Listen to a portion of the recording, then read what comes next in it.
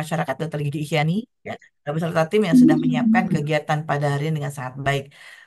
Rekan-rekan sekalian, izin kami pada hari ini menyampaikan mungkin diawali dengan potret ya. Tadi sudah disampaikan oleh Ibu Kepala Dinas Kesehatan. Hari ini saya mewakili rekan-rekan dari bidang Kesmas ingin menyampaikan terlebih dahulu bagaimana potret kesehatan yang kita hadapi pada anak didik kita atau remaja-remaja kita di Kota Depok.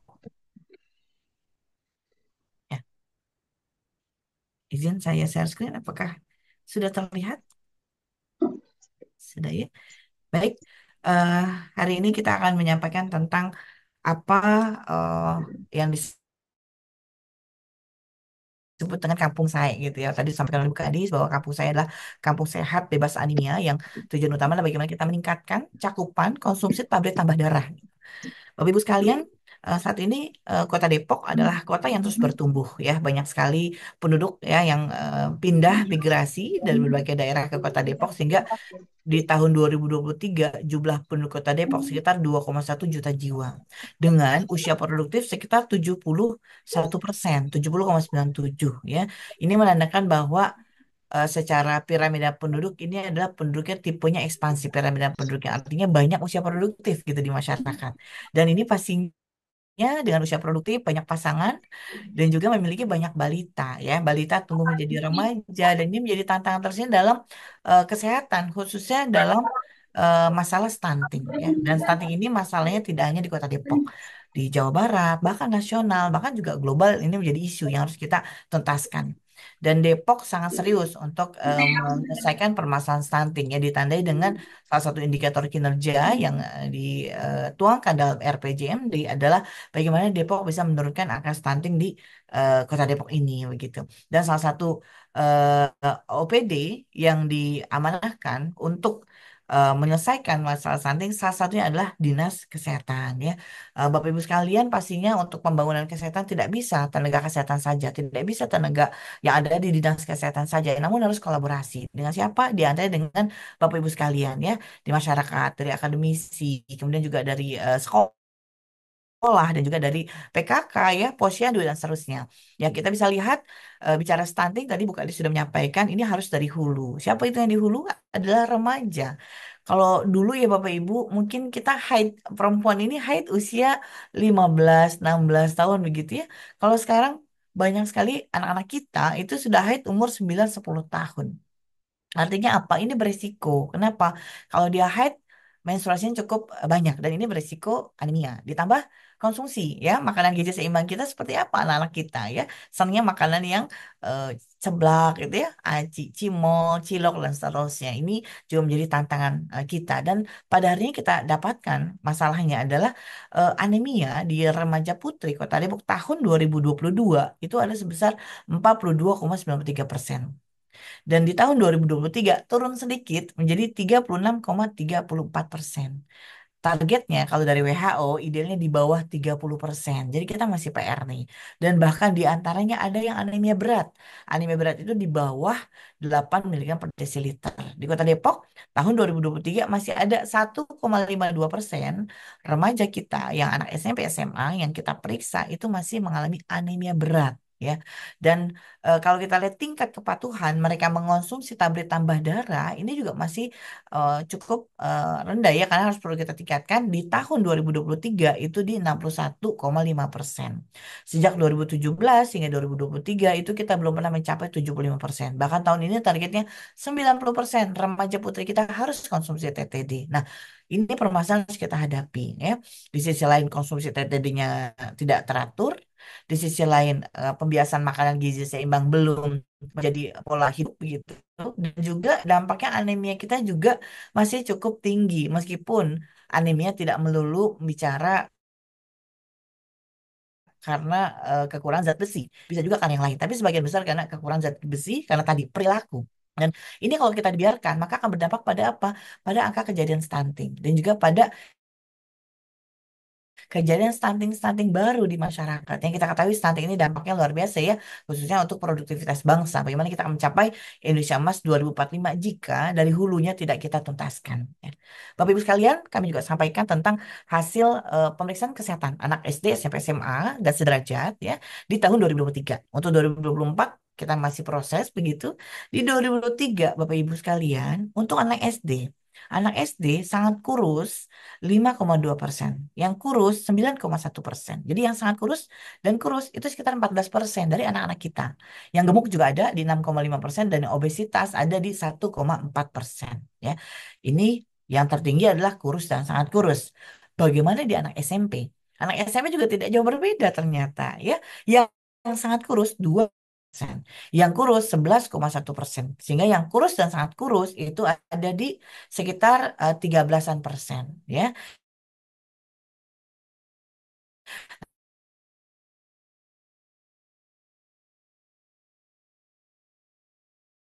Nah, yang gemuk juga ada 6,3%, ya. Yang sangat kurus 2,7%, yang kurus 13,1%, sehingga lebih tinggi ini yang kurus dan sangat kurus di level SMA dan sederajat ya. Jadi kurang lebih sekitar 15,8%. Yang gemuk lebih meningkat dibandingkan SD dan SMP 10,7%. Ini beresiko juga buat penyakit tidak menular di kemudian hari, dan juga yang obesitas lebih tinggi juga dari SD dan SMP sebesar 2,3%. Jadi tantangan kita cukup banyak begitu ya dalam masalah gizi. Ya, masalah yang status gizi kurus sangat kurus, yang gemuk obesitas juga cenderung meningkat dan juga anemia. Ya, kalau kita lihat kesimpulan dari status gizi ini kita lihat yang tertinggi SD, SMP, SMA sama ini ya kurus dan sangat kurus. Ya, ini menjadi hal yang menjadi perhatian kita semua sebagai masyarakat ya, dan juga para pendidik ataupun tenaga pendidikan ya. Bapak Ibu sekalian, sehingga kami mencoba untuk memformulasikan apa langkah yang perlu kita perbaiki untuk bisa melakukan, pertama minimal melakukan perubahan perilaku ya, karena sehat dimulai dari tahu, mau, dan mampu. Maka peningkatan pengetahuan ini yang sangat penting kita lakukan ya. Kami mengajak Bapak Ibu yang ada di sekolah, ayo sama-sama kita mendukung program kesehatan buat anak didik kita.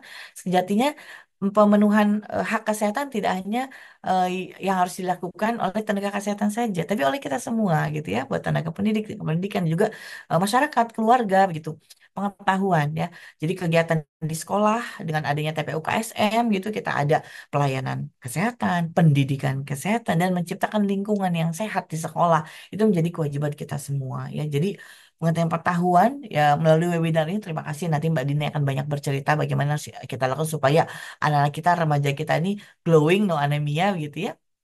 Jadi di kampung saya ini kami mencoba membuat suatu lingkungan yang kondusif untuk remaja hidup sehat dan bebas anemia ya. Pertama,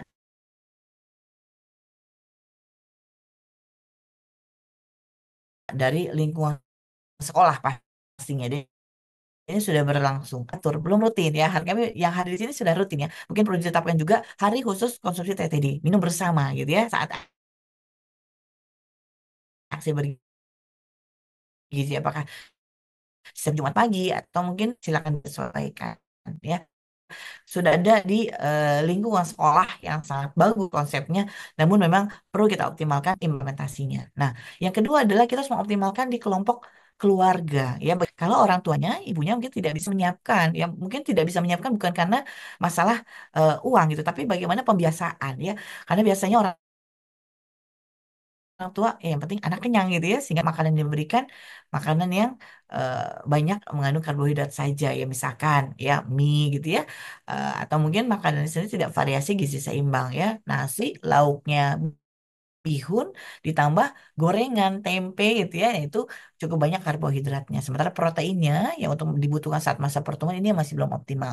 Nah, itu dukungan yang kedua dari keluarga, dan dukungan yang ketiga adalah dari teman sebaya. Ternyata dari berbagai jurnal menyatakan bahwa seorang itu melakukan perubahan perilaku, pola perilakunya salah satunya dipengaruhi oleh teman sebayanya, teman-temannya. Data juga disampaikan oleh Bu Kadis, kader kesehatan remaja itu juga masih sangat sedikit nih. Di sini pun saya menghimbau rekan-rekan di sekolah untuk menambah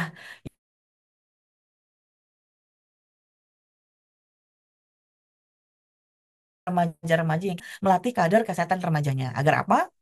agar lebih banyak influencer ya di tengah sekolah itu sendiri yang dari kalangan remaja, dari kalangan siswa-siswi kita, sehingga mereka bisa bersama-sama ya kita untuk bisa meningkatkan pengetahuan. Ya kalau pengetahuan sudah meningkat, mudah-mudahan mereka mau dan akhirnya mampu untuk hidup sehat ya. Nah di kampung sehat bebas anemia ini kita kan pertama penguatan regulasi, yang kedua adalah kita menyiapkan data. Nih kita akan mencoba mendata. Selama ini teman-teman sudah melakukan screening, alhamdulillah, tapi kita belum belum visualisasi menjadi data spasial. Nanti kita akan membuat data spasial sehingga kita bisa tahu remaja yang anemia itu di mana, di RT berapa, di RW berapa, seperti itu. Sehingga tindak lanjutnya sekolah nih terinformasikan dari Puskesmas, Bapak Ibu guru, ini adalah yang anemia. Nah, selanjutnya Bapak Ibu guru mohon dapat menyampaikan kembali kepada orang tua. Nah, di sisi lain kita di wilayah ya dari kelurahan, kecamatan ya ini juga bisa membantu memantau sehingga perlu sekali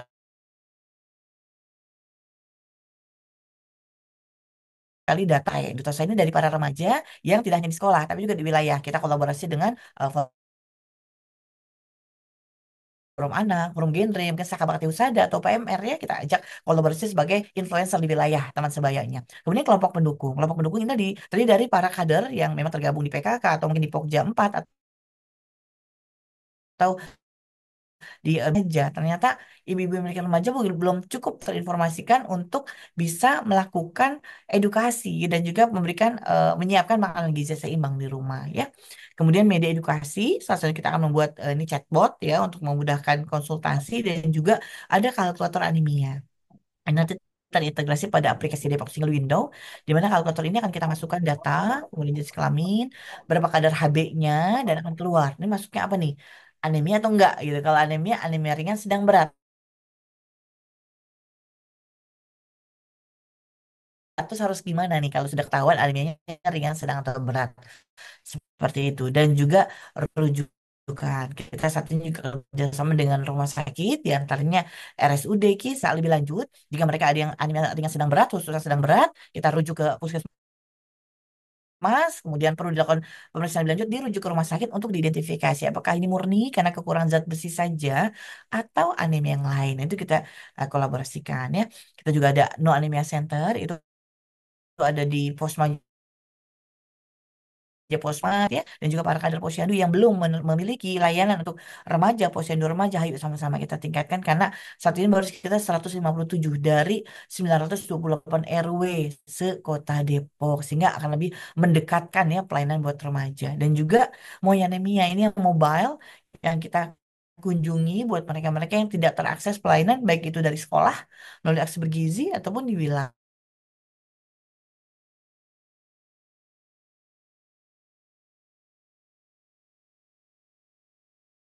saya Kelurahan Jatimulya khususnya RW 4 ya kita sudah lakukan sosialisasi kemudian kita juga sudah melakukan pelatihan untuk kader ya kadernya kalau kader remaja udah sekitar 40 kader remaja yang kita latih dan juga ada pelatihan untuk kader pendukung yang terdiri dari kader posyandu PKK dan juga para orang tua gitu ya ini kita lakukan pelatihan dan mereka sudah melakukan penyuluhan secara masif ya kemana saja saat pengajian saat arisan saat pertemuan PKK pertemuan RT RW ini disampaikan ya kepada orang tua yang memiliki anak remaja untuk memastikan ada makanan gizi seimbang dan juga mengingatkan sudah konsumsi TTD belum pekan ini begitu. Ya, ini yang sudah kita lakukan ya.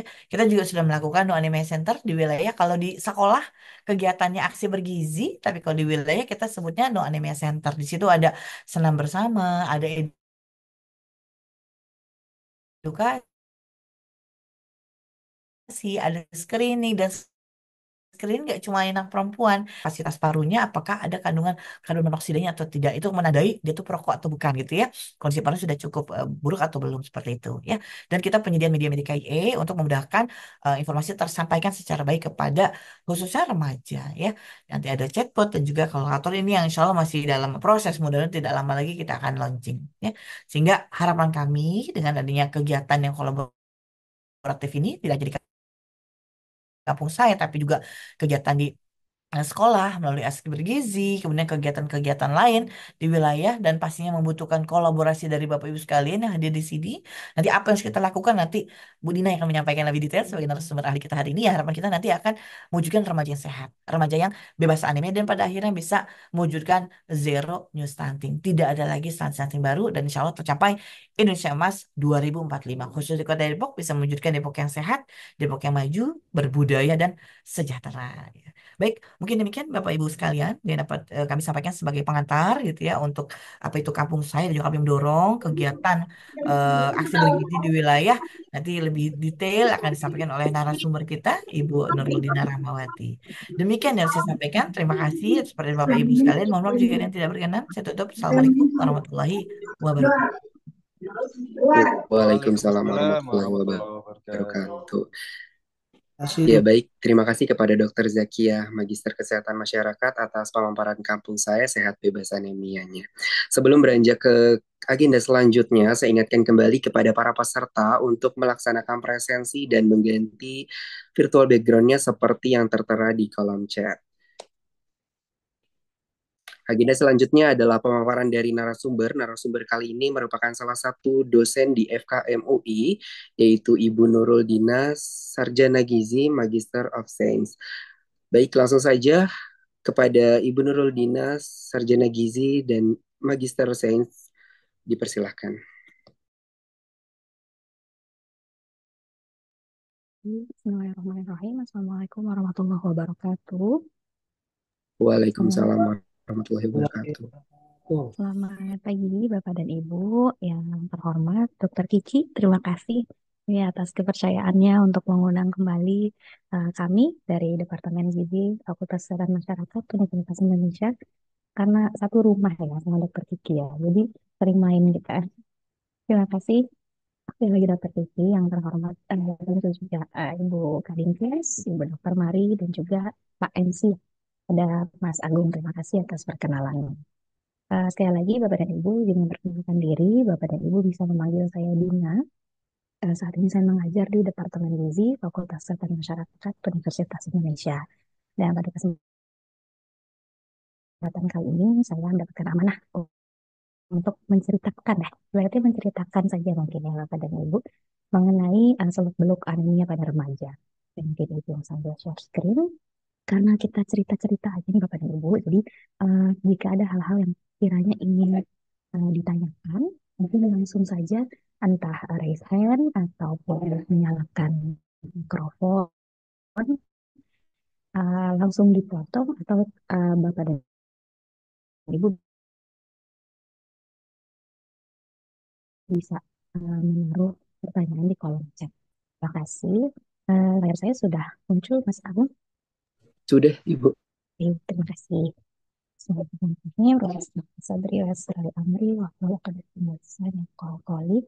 Bapak dan Ibu, yang akan saya bawakan ini adalah salah satu materi dari buku atau modul yang sudah kita dapatkan kitanya, dan juga sebetulnya ini bagian dari kegiatan pengabdian masyarakat kita juga bersama dengan Dinas Kesehatan.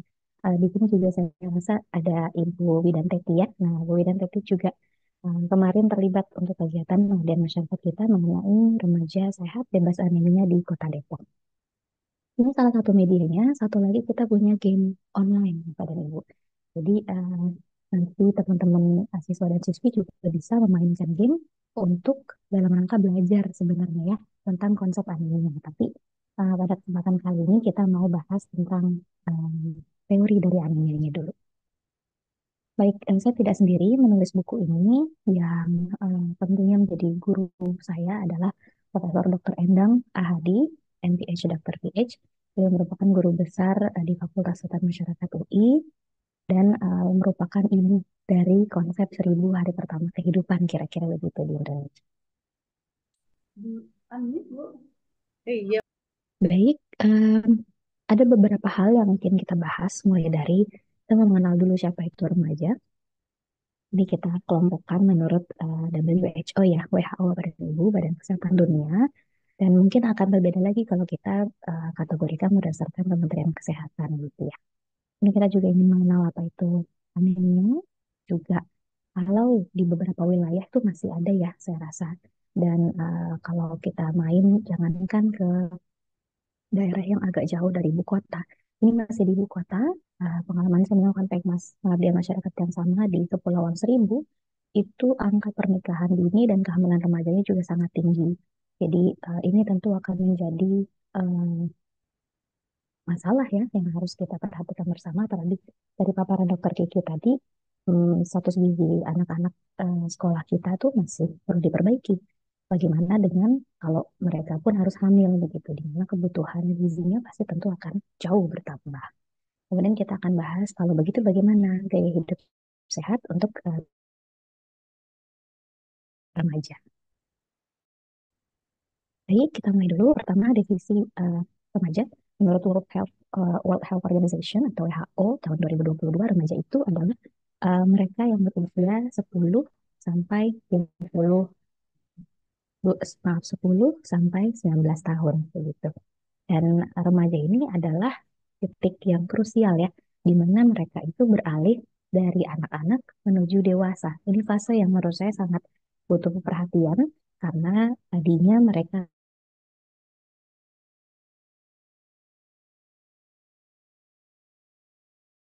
tidak punya tanggung jawab apa-apa, berarti mereka sudah mulai menerima tanggung jawab gitu. Dan itu tidak hanya akan mempengaruhi kondisi fisik mereka, tapi juga psikologis dan juga peralihan peran sosial. Tadinya misalnya ikut aja apa kata orang tua, ikut kata bu guru, pak guru gitu ya. Karena mereka sudah mulai mengambil peran, baik itu misalnya jadi jadi ketua kelas misalnya, atau menjadi ketua OSIS, yang tentu saja akan mempengaruhi kondisi fisik, psikologis, dan sosial mereka. Nah, di masa remaja ini, kalau kita lihat, ngomongin perubahan fisik dulu ya. Yang paling jelas adalah perubahan tinggi dan berat badan. Kenapa? Karena pada masa remaja ini ada yang disebut dengan growth spurt. Growth spurt itu adalah percepatan pertumbuhan. Jadi jangan heran kalau misalnya kita lama nggak ketemu keponakan kita, misalnya ya, terakhir ketemu umur 6 tahun.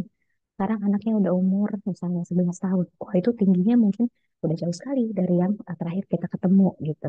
Itu karena ada pacu pertumbuhan yang kita maksud ini. Dan ini tidak hanya terjadi di usia remaja, tapi terjadi dua kali di masa hidup kita. Yang pertama adalah ketika kita lahir sampai usia 2 tahun. Itu cepat sekali. Makanya kalau bapak dan ibu yang punya anak atau punya cucu, kalau dibawa ke posyandu, itu baru usia sebulan aja kenaikan berat badannya harus 1 kilo. Ya. Baju yang tadinya masih longgar waktu masih baru lahir, itu bisa tahu-tahu sempit hanya dalam waktu 2 sampai 3 bulan. Dan disebut dengan pacu tumbuh atau percepatan pertumbuhan. Apa konsekuensinya kalau manusia mengalami percepatan pertumbuhan? Tentu adanya peningkatan kebutuhan gizi.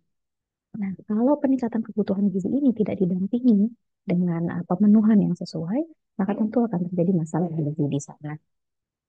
Baik, saya izin mencoba menyampaikan terlebih dahulu. Menurut angka kecukupan gizi tahun 2019 untuk populasi Indonesia, remaja itu kira-kira membutuhkan untuk laki-laki ya sekitar 2000 kalori. Untuk perempuan bisa 1900 kalori. Dan ada total protein yang harus mereka penuhi. Perempuan lebih banyak daripada laki-laki karena mungkin mereka sudah melalui masa menstruasi. Kemudian tentu saja zat besinya ya kita akan lihat nanti ada beberapa eh, maaf, suaranya sudah cukup jelas sekarang Bapak dan Ibu. Sudah Ibu. Lebih Tadi jelas ya. agak kecil. Agak kecil ya, baik. Terima kasih. Maaf. Saya coba besarkan suaranya sedikit. Em, ya, mungkin Mas Agung, saya izin sebentar karena kebetulan saya sedang menjaga Bapak Ibu 2 menit. Saya cari Baik lokasi Ibu. untuk bisa bersuara lebih lantang ya.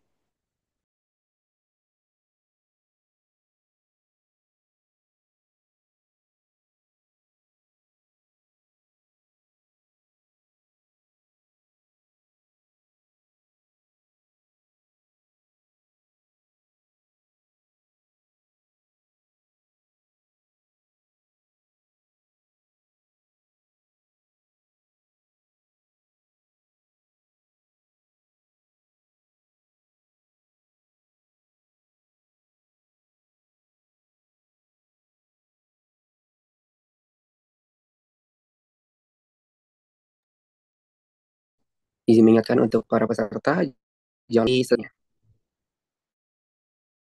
Terima kasih Mas Agung.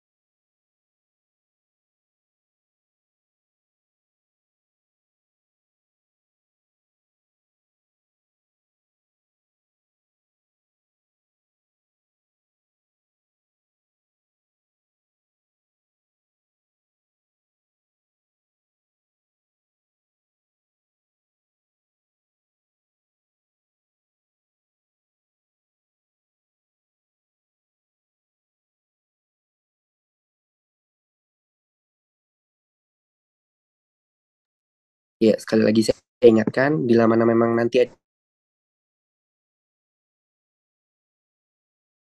ada pertanyaan eh, kepada narasumber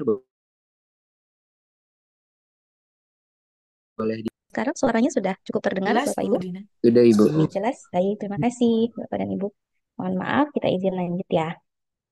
Oke, saya mau ajak mundur tadi sedikit ya, berkaitan dengan kebutuhan gizinya remaja nih. Kalau kita butuh misalnya nih, kita seolah-olah memposisikan diri sebagai remaja ya, ceritanya sebagai remaja laki-laki usia 12 tahun.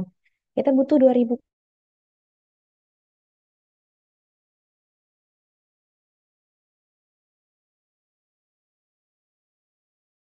kalori gitu ya.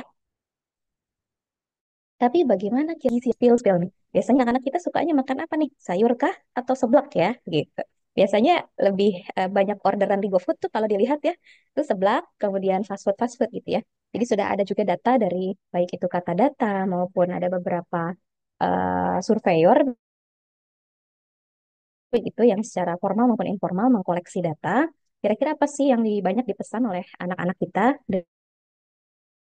dengan GoFood gitu ya. Nomor satunya itu biasanya fast food ya, termasuk ya di dalamnya macam-macam ya fast food itu bisa ayam goreng, bisa pizza, burger atau sampai ke seblak gitu ya. Oke, sekarang kita lihat bagaimana pola makan remaja kita. Nah, ini dia ya. Yang pertama, wah, apalagi kalau lagi promo nih, udah susah ya nolaknya gitu ya. Beli dua baru gratis satu. Nah, biasanya ngajak-ngajak temen tuh. Nah, kalau temen yang nggak mau diajak, besok lagi nggak temenan. Nah, bahaya nih kalau punya circle yang begini nih. Jadi apalagi banyak minuman kekinian juga yang belakangan ini harus eh, kalau mau promo tuh belinya agak banyak gitu ya. Jadi ngajak-ngajak yang lain. Nah, yang lagi viral juga nih, kayak gini nih, martabak yang tumpah-tumpah nih, luber, katanya apa ya, barbar ya toppingnya ya. Nah, ini Masya Allah nih, ini yang tinggi lebih ke kalorinya ya, Bapak dan Ibu ya. Mungkin kita bisa dapat 2000 kalori hanya dengan setengah loyang dari eh, martabak ini. Tapi bagaimana dengan proteinnya? Bagaimana dengan zat besinya? Bagaimana dengan vitamin dan mineralnya? Untuk ketinggalan jauh begitu ya. Nah, ini yang mau saya tunjukkan juga. Kalau teman-teman siswa kita sadar gitu ya dengan apa yang mereka konsumsi, misalnya mereka sadar tidak kalau mereka mengkonsumsi satu gelas saja boba gitu ya, satu gelas boba itu berapa kandungan gulanya? Itu ternyata sampai 18,5 sendok teh ya, sendok teh. Kalau misalnya satu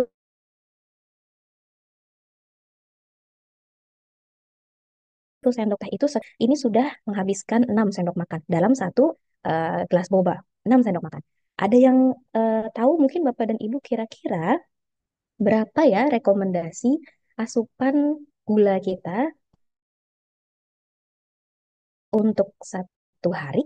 Mau tebak-tebakan gak nih? Kita buka tebak-tebakan ya. Berapa sendok makan kira-kira jatah kita untuk mengkonsumsi gula dalam dinyalakan mikrofonnya supaya lebih interaktif. Silakan Bapak Ibu. Ini Empat kalau sen nanti, ya silakan Bu. 4 sendok makan. 4 sendok makan ya. Wah, namanya belum muncul nih di saya nih. Dengan Ibu siapa, Bu? Dengan Ibu Dwi Rahayu Ibu Dwi Rahayu dari dari Sukatani, Bu. Dari Depok. Sukatani. Wah, deket deket rumah saya, Bu. Rumah saya juga di Sukatani nih. Baik, terima kasih Bu Rahayu, 4 sendok makan. Nah, bagaimana Bapak Ibu yang lain? Setuju nggak nih? Ini kalau nanti betul, boleh hadiahnya kayaknya haji atau umroh gitu ya Mas Agung ya? Nanti bisa Amin. minta ke Mas Agung ya, Bu. Amin. Waduh. Amin. Insya Allah berangkat bareng ya sama Mas Agung. Ini hari Jumat, mudah-mudahan ada malaikat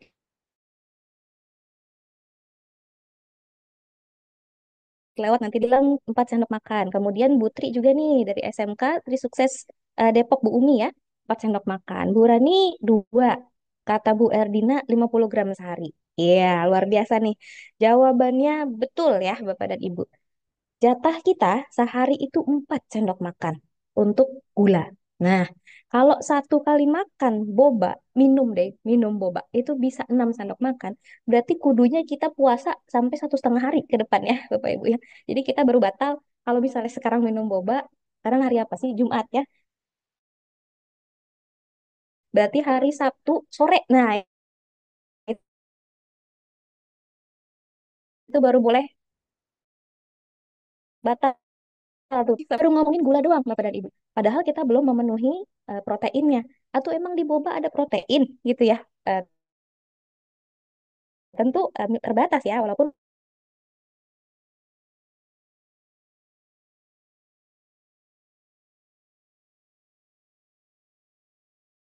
mungkin ya di dalam sumber karbohidrat juga ada proteinnya.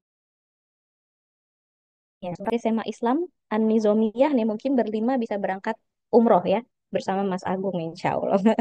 Nah, Bu Rani terima kasih sudah berkontribusi buat sendok makan itu 1/2 hari ya Bu ya. Boleh Ibu jatahnya tambah lagi 2 kali lagi.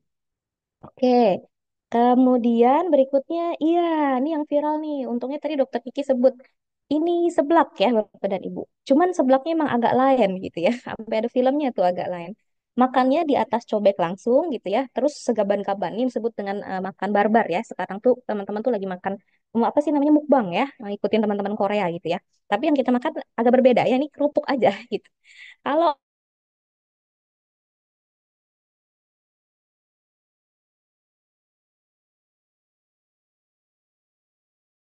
tapi apakah kita jadi karbohidrat, dia punya protein. Nah, nanti kita bahas ya di akhir kita kenalan dulu dengan komponen-komponen makanan nanti di slide-slide berikutnya. Jadi kita bisa tebak-tebakan di dalam seblak itu ada apa aja. Nah, kalau pola makan anak-anak kita seperti ini, maka akan beresiko untuk setidaknya dia akan mengalami anemia. Anemia ini adalah salah satu kekurangan gizi yang nggak kelihatan, ya. Beda dengan yang tadi Dokter Ki juga sempat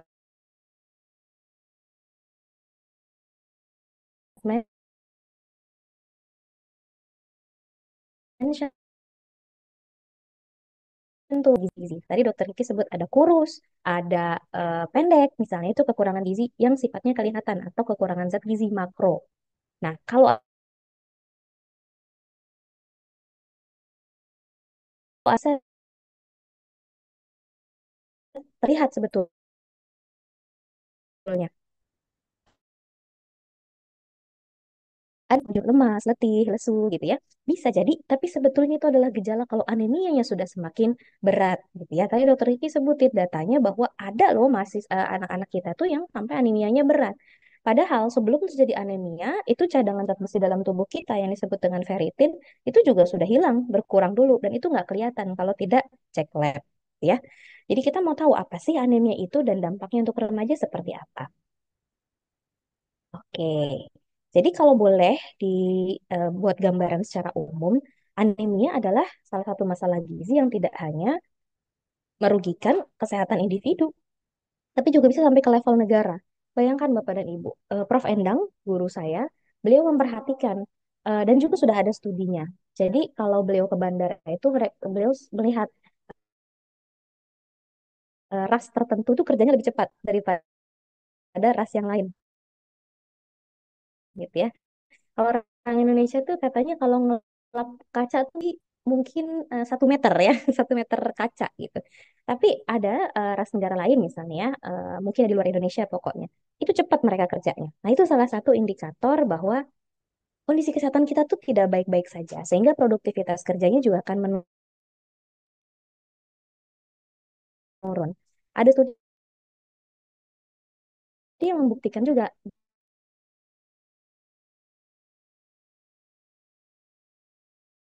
di gizinya sehat. Itu ini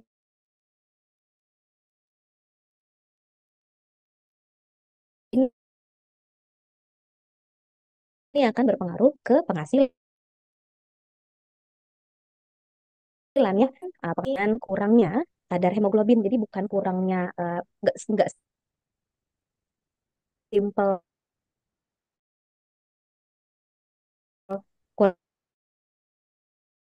kurang, itu hal yang berbeda ya Bapak dan Ibu. Karena ada yang bilang minum tablet tambah darah itu nanti bikin tekanan darahnya tinggi. Oh enggak, berbeda ya. Nah, kalau anemia ini yang dinaikkan adalah hemoglobinnya. Hemoglobin ini adalah kurir di dalam sel darah merah ibaratnya yang mengantarkan oksigen ke seluruh tubuh. Tidak hanya oksigen tapi juga zat gizi. Jadi kalau misalnya kita ibaratnya ya, kita naik sekarang kan yang lagi ngetren itu masih gratis bis kita ya, Mas Agung ya, Dokter Kiki ya. Nah, bis kita ini datangnya misalnya tiap 10 menit sekali gitu ya, 15 menit sekali. Bayangkan kalau bis kita ini datangnya setengah jam sekali. Nah, pasti akan terjadi penumpukan tuh penumpangnya. Sebagaimana oksigen dan juga nutrisi. Tidak akan ada yang terangkut gitu atau sedikit yang terangkut. Baik itu ke otak maupun ke organ tubuh kita. Jadi penumpangnya nggak nyampe ke tujuan. Oksigen dan nutrisinya tidak nyampe ke tujuan. Misalnya ke otak, ke otot, makanya belajar konsentrasinya tentu akan menurun. Tandanya apa? Kita nggak bisa lihat anemia itu hanya dari pucat aja. Loh, kalau dia ketakutan ya mau presentasi misalnya, saya kadang kalau mau presentasi tuh kelihatan mukanya pucat, misalnya ya gugup gitu. Itu juga eh, penuh itu ada penyempitan pembuluh darah ya, muka saya bisa agak pucat, tapi bukan berarti saya anemia. Nah, makanya anemia itu harus diukur dengan kadar hemoglobinnya. Untuk teman-teman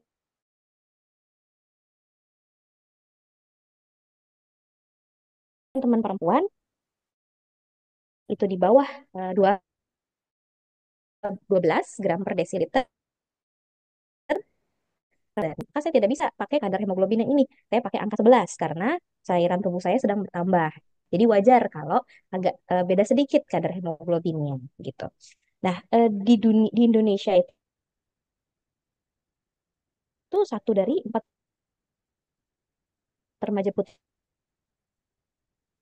kita mengalami anemia. Tapi kalau saya lihat Dr. Kiki ya dan Bu Teti itu anemia kita tinggi sekali untuk teman-teman remaja putri. Tentu ini akan jadi perhatian yang besar ya Bapak dan Ibu. Nah, kalau kita lihat tadi gejalanya, gejala-gejala anemia ini adalah kondisi ketika anemia sudah sangat berat ya. Pusing, berkunang-kunang, sulit konsentrasi, mudah sakit, lemah, dan sebagainya. Nah, apa sih penyebab anemia? Nah, tadi dokter Kiki sudah sempat tuh menyebutkan satu yang paling utama dan paling besar komposisinya adalah memang karena kekurangan asupan zat besi. Kenapa? Karena wah itu tadi anak-anak kita tuh agak sulit ya diajak untuk mengkonsumsi makanan berprotein tinggi. Apalagi yang punya alasan saya mau diet Bu, saya mau diet Dok gitu ya. Kalau makan daging, makan ayam takutnya gendut gitu ya. Padahal untuk teman-teman remaja perempuan justru mereka sedang membutuhkan energi dan zat gizi yang tinggi-tingginya begitu. Cuman memang betul kalau yang dimakan adalah kulit ayam misalnya, kalau beli ayam goreng di pinggir tuh yang diambil adalah kulitnya aja atau tepungnya aja, tentu akan menambah lemak dalam tubuh. Tapi kalau yang dimakan adalah misalnya dada ayam, hati ayam begitu ya, ikan dan juga daging tanpa lemak, tentu itu akan bisa menghindari anggapan-anggapan teman-teman remaja putri bahwa makan protein hewani itu bikin gemuk ya. Dan itu akan lebih baik diserap sama tubuh karena pangan yang berasal dari hewani itu struktur selnya sama dengan kita. Kalau kita belajar biologi, mungkin Bapak dan Ibu, itu kita punya dua kingdom ya di dunia ini, kingdom animalia, hewan, dan juga kingdom um, plantae ya, kingdomnya tumbuhan begitu. Suara saya maaf, Mas Agung cukup terdengar atau terganggu dengan background ya?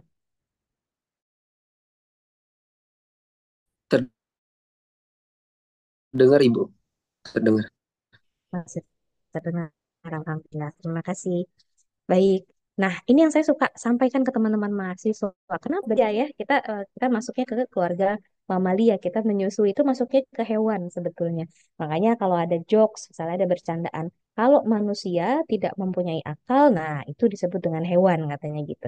Nah, itu filosofinya sama nih, bahwa tubuh kita selnya sama dengan hewan, sehingga kalau kita mengkonsumsi pangan hewani, maka akan lebih mudah diserap dibandingkan dengan pangan-pangan nabati seperti misalnya bayam gitu ya. Em, untuk perbandingan nih Bapak dan Ibu, bayam itu tinggi zat besinya betul. Hati ayam juga tinggi zat besinya. Tapi kalau kita lihat daya serapnya jauh sekali. Kalau kita ngomongin bayam, itu daya serapnya sangat kecil, mungkin 1, 2, sampai 3% saja. Jadi sebagai perbandingan, kalau Bapak dan Ibu mau mendapatkan zat besi yang setara dengan memakan satu bongkah, satu potong hati ayam misalnya ya, itu 4 bakul bayam gitu ya.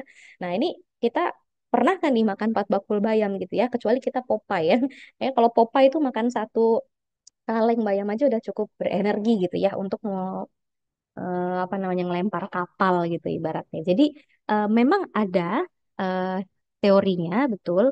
Jadi filosofinya film Popeye itu adalah kalau makan bayam bisa lebih kuat gitu ya.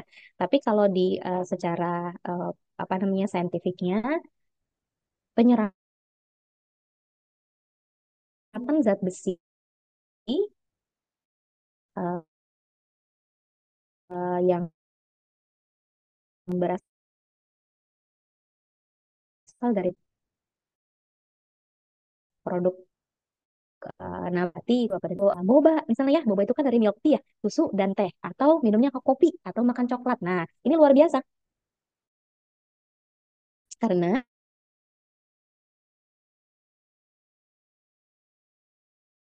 zat-zat yang ada di dalam kopi, teh, kalau kita mau mengkonsumsi makanan seperti minuman teh, kopi, dan susu, itu harus diberi jarak dengan makanan sumber protein ya yang tinggi dengan zat besi. Jadi tadi kita punya dua istilah ya, zat besi hem dan non hem. Hem itu adalah yang tadi berasal dari hewani seperti daging, ikan, hati, unggas gitu ya. Kalau yang non hem itu yang dari pangan nabati yang agak lebih sulit dicernanya seperti bayam dan daun-daun hijau yang lain. Oke, saya izin lanjut. Apalagi penyebab anemia? Nah, selain kurangnya konsumsi pangan hewani kita, ada juga masalah masuknya kurang, keluarnya banyak. Nah, keluarnya banyak ini dari mana? Bisa dari luka, misalnya ya, seorang mengalami perdarahan karena kecelakaan misalnya, atau habis operasi, atau menstruasi. Ini yang paling sering pasti dialami oleh ya. Jadi bisa jadi ada cacing, kemudian ada juga malaria dan lain sebagainya. Nah, penyebab inilah yang membuat akhirnya sel darah merah kita kalau misalnya ada cacingan atau malaria gitu ya, spesifik malaria, maka pembuluh darah sel darah merah itu bisa lebih gampang pecah. Kalau pecah itu bisa menyebabkan akhirnya kita mengalami anemia. Kalau cacing dia akan mengisap darah kita sekaligus zat gizinya. Jadi tentu akan mengurangi jatah badan kita. Nah, jadi bagaimana solusinya? Yang pertama,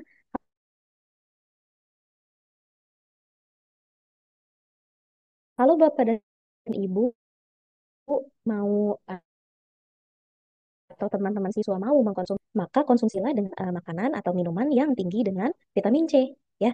Jadi saya selalu ingatkan nih teman-teman mahasiswa ya kalau saya ngajar. Awas ya kalau setelah kelas ini saya masih lihat kamu